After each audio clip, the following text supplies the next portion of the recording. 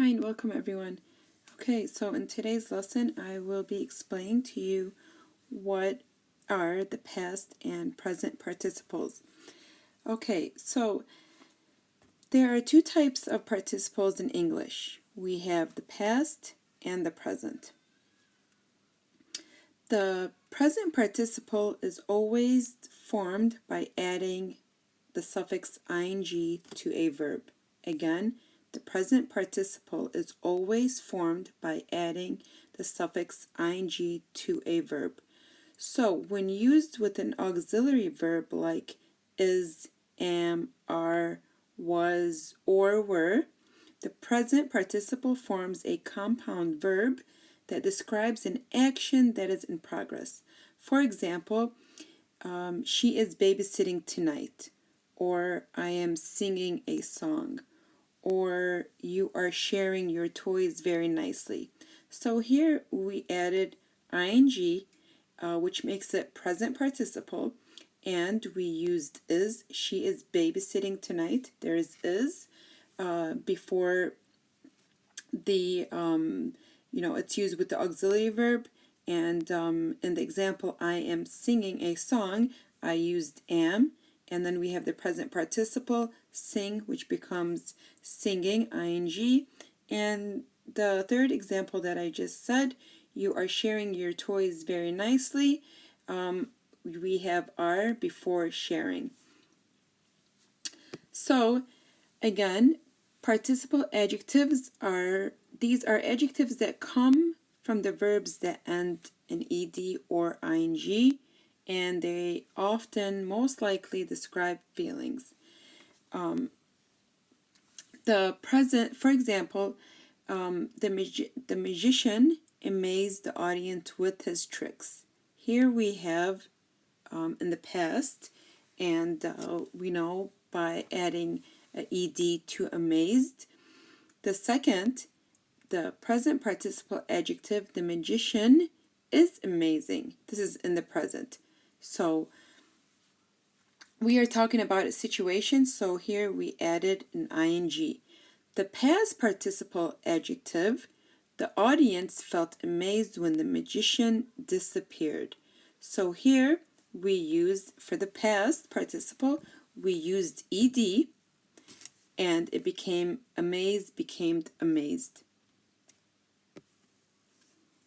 The past participle adjective is used to talk about how someone feels. So remember this. The past participle, what is a past participle adjective? It is, we use it to talk about how someone feels. So how does this kid feel right now? By looking at his pictures. He feels excited. So we put an ed to excite, which makes it excited. The past participle is often, but not always, formed by adding the suffix ed to a verb. But, it's often, most likely. But it can also be paired with an auxiliary verb like was, were, has, and had, to show the action has been completed. For example, he was finished with his project. Here I used was, and for the past participle, finish became finished. How are these people feeling in these pictures? The first picture on the left, person has their head down, not feeling happy. We can say that she is feeling depressed. The picture on the right, we have people riding a roller coaster. They feel excited, they feel scared, but most likely excited, riding a roller coaster.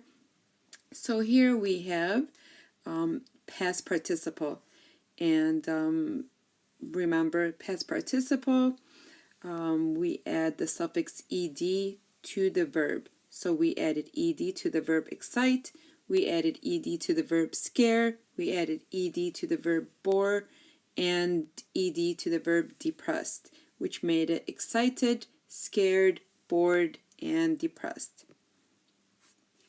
Now, talking about the present participle adjective, here the past participle adjective is used to talk about the thing, the person, and a situation. So, all of these cause feelings, okay? So, when we want to talk about a feeling, we add an ing.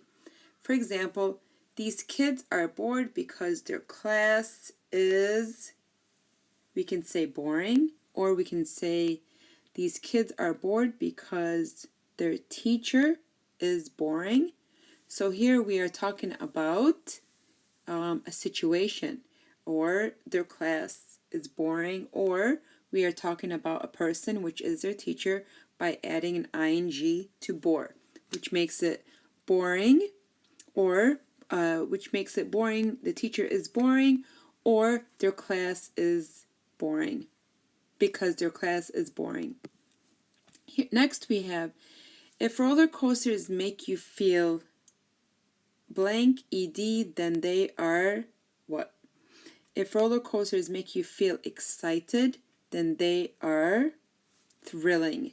So we know that roller coasters make you feel excited, makes you feel happy, then they are thrilling. Here I have some questions for you. Just take some time, answer them. What is the most exciting place you have ever been? So, to complete this exercise, you would write 1 through 12 and just answer these questions. And when you do answer the questions, you would say for number 1, what is the most exciting place you have ever been? So your sentence would start off by, the most exciting place I have ever been to was, you can say Wadi Rum, you can say Petra, you can say whatever place you think was the most exciting to you. 2, what is the most thrilling movie you have ever seen؟ يعني أنو فيلم كان يعني أكتر إشي انبسطتي وانتي عم تحضري. So your sentence would be, the most thrilling movie I have ever watched was, and then you name the movie. And, answer the rest of the questions in your notebook, and I will check them later.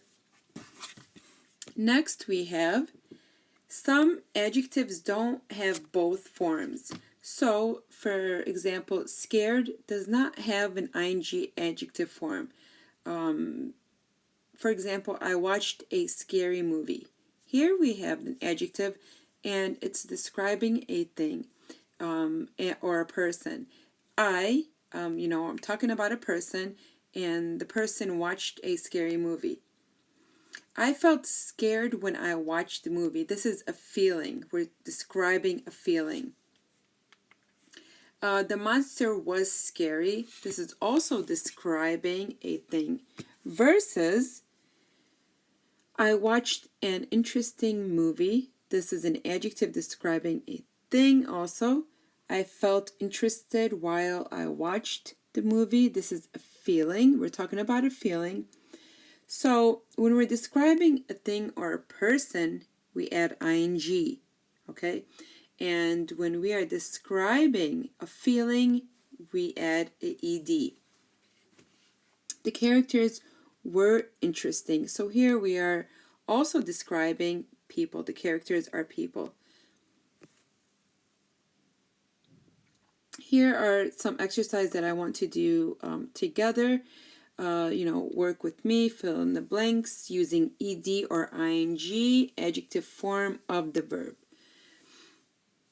Here I have the answers. Breakfast this morning was not very, and we are using the adjectives on the bottom, and we either are using ed or ing. Breakfast this morning was not very satisfying. I'm still hungry. 2. Georgie's announcement that she was pregnant was shocking. 3. Mom gave me a hug and some hot chocolate. Both the hug and hot chocolate were comforting. This is also a feeling. Grammar can be boring, and students are often bored in class. Here we are talking about a situation, and we are talking about situation adding ing. And then when we talk about people, we are adding an ed to the adjective. So again, past participle, it is by adding the suffix ed to the verb, and it can also be paired with an auxiliary. We can use was, were, has, had before to show the action has been completed. So when we use auxiliary verbs like was, were, has, and had, this automatically tells us that the action has finished, that it has completed in the past. Like the example that I gave you, he was finished with his project.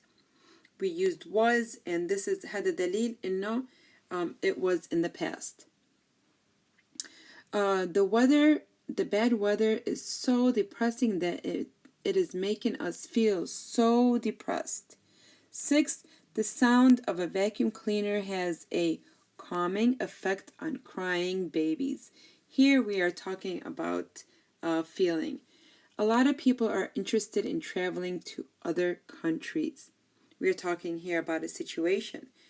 8. This is a fascinating book. I have never read anything so fascinating.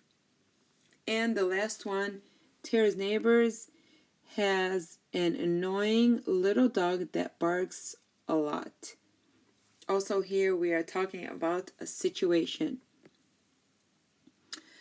One note you have to remember, there are some participle adjectives that are combined with a noun or are in a phrasal verb. For example, when you see energy saving, what does energy saving mean? Energy saving means when we see the word energy saving, it is usually on appliance and or some kind of technology, and we're not using too much electricity. So that appliance or that piece of technology is not using a lot of electricity.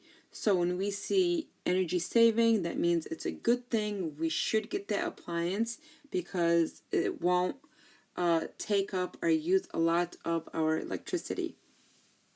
When we see the word drug induced, so drug induced, there are two different words. Drug, as we know, مخدر, and induced means when the doctor puts someone to sleep. So the doctor put the patient in a drug-induced sleep so she can operate on his brain. So when we see these two words, drug-induced, we know that this is what doctors do. They induce a patient so they can fall asleep, so they can be able to operate on them without the person being awake. So when you see the word drug-induced, that's the meaning of it. When you see the phrasal verb talked out, this means, and I'm sure you heard me say, I'm all talked out. That means that I have talked a lot, I have talked too much, and now I can't talk. Now I don't want to talk anymore because I am tired. So when you say, stop, I'm all talked out, you are meaning that you have talked a lot, you're tired, you don't want to talk anymore. And this is, one of the idioms that I've taught you before. And here are just different words describing feelings and emotions, and we have in the past and we have in the present. Alarmed in the past, alarming in the present, aggravated, aggravating, amazed, amazing, amused, amusing, annoyed, annoying, astonished, astonishing, astounded, astounded, astounding, that's kind of hard, bewildered, bewildering, bored, boring, calmed, calming. Most of these you know the meanings. The ones you don't, I want you to look them up in your dictionary and translate them in Arabic. That would be your assignment. Challenged, challenging, charmed, and these are all describing feelings and emotions.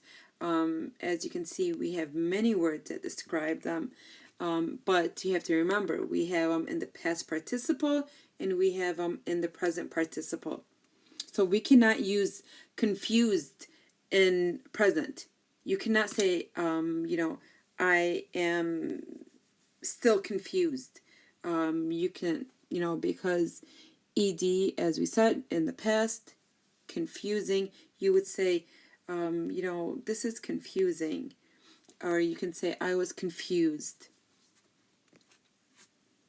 Here we have some more words describing feelings and emotions. Excited, exciting, convinced, convincing, depressed, depressing, disappointed, disappointing, what else? Encouraged, encouraging, entertained, entertaining. So many of these you know the meaning of, I'm sure. The ones you don't, please look them up in your dictionary. Here we have some more words describing feelings and emotions. Exhausted, I am exhausted. Or you can say, wow, this job is very exhausting. You can say, the roller coaster was horrifying. Or you can say, I felt horrified. يعني كتير مخيف. You can say, I feel very irritated. يعني متضايقة كتير. Or this shirt is irritating me. هاي البلوزة it's bothering me. يعني عم بتضايقني. What else? Interested, interesting, ممتع. So we have them in the past and we have them in the present. Here are some more describing feelings and emotions. Pleased, pleasing, surprised, surprising, terrified, terrifying. Study these, write them in your notebook. The ones you don't know, look them up in your dictionary. Here we have some more. So as you can see, we have a lot of words that describe feelings and emotions. So we don't have to use the same word, over and over. We don't have to say, oh, I feel sad. No, there are many, many, many words to describe how we're feeling. We don't always have to use, oh, I feel happy. There's many other words beside happy that mean the same meaning as happy. I am thrilled. I am pleased. I am overwhelmed. I am moved. I am terrified. I am shocked. I am satisfied. I am relaxed. So we have many words that have the same meaning as, I feel happy or I feel sad. Many words that describe how you are feeling. So I want you to study all of these. And again, remember, adjectives ending in ing are used to describe things or people. For example, the film was dull, long, and slow. It even made me sleep. So if a movie or a film was dull, it wasn't interesting, it was too long, كتير كان بطيء وخلاني هيك أكون نعسانة. What is the film? The film was boring. So here we added ing to bore, which made it boring. And this is we are describing the movie, which is boring. Again, adjectives ending in ed are used to describe feelings. So when we add ed to an adjective, we know that we are describing a feeling, and it is in the past. The film was dull, long, and slow, even made me sleep. So what would we say, using adjective ed. I was bored. I was bored. And, that brings us to the end of our lesson. Just remember that in English, verbs take three different forms. We have the present, we have the past, and which, we are comparing like two sentences. The present participle modifies the subject, and the present participle is a verb, formed, used an adjective that modifies nouns and pronouns.